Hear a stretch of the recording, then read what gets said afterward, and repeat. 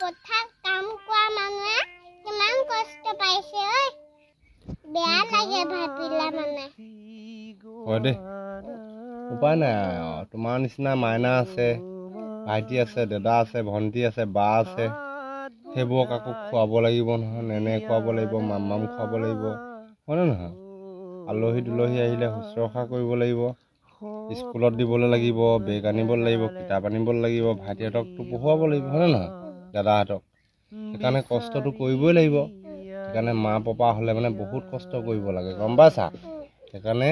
মা পাপাই কোৱা কথা প্ৰতিটো কথা সৰু ল'ৰা ছোৱালীয়ে শুনিব লাগিব